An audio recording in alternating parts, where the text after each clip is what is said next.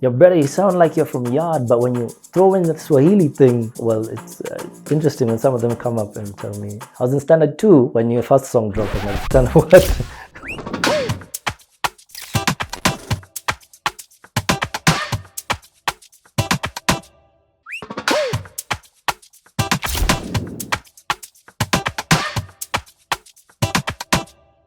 Hey, what's good? My name is Wyre the Lion. I'm a music producer, live performer, and a music tech entrepreneur.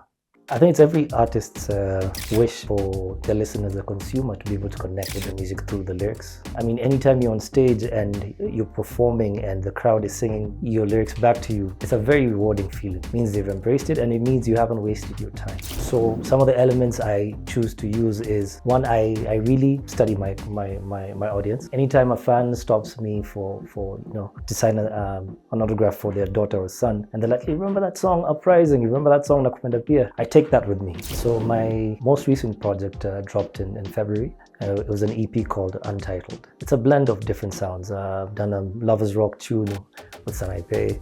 I've managed to work with Tipsy G, also featured Skills and K-Switch. The reason I picked those specific artists is because individually I really like their different sounds. And I've always been a fusion artist. I'm currently working also on the next project, and I'm pretty excited about that because I'm really experimenting with new sounds. At times we take a lot of risks, but that's the beauty of art. At times you don't understand it, and it's up to you as an artist or a brand to be able to get your consumer to understand what you're trying to communicate to them.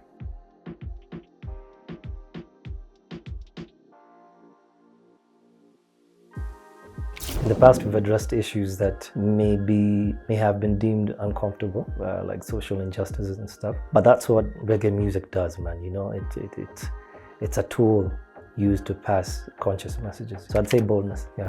Legacy to me means creating impact that will not be forgotten. I still meet fans who listened to my first single, Sikiza, and said, we still vibe to that. I'm glad to have been part of the journey of Kenyan music. It's come a long way and it's still going very far. Big up the whole new generation doing their thing and making us proud, man. Guys are touring abroad and selling out concerts, man. By being part of that journey, for me, is a big deal, and it's very humbling. Proud to be Kenyan. Be called a Kenyan artist when I'm out there. When I was in Jamaica performing, they were like, your brother, you sound like you're from Yard, but when you throw in the Swahili thing, being one of the first acts from Kenya to an International Reggae Award, for me was also quite humbling. When I look back, that's part of my legacy. I'm glad there's always a new crop of new artists coming in. It would be bad for an industry if there was no new artists coming in. That means the industry is not growing. The fact that many of them are also reaching out to also the older artists also is a good thing.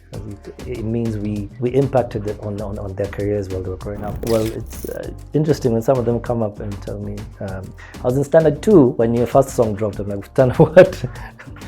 But you feel proud that you didn't waste time in the studio and it impacted somebody else to want to enter your space. As long as my music is impacting somebody positively, that makes me happy as an artist.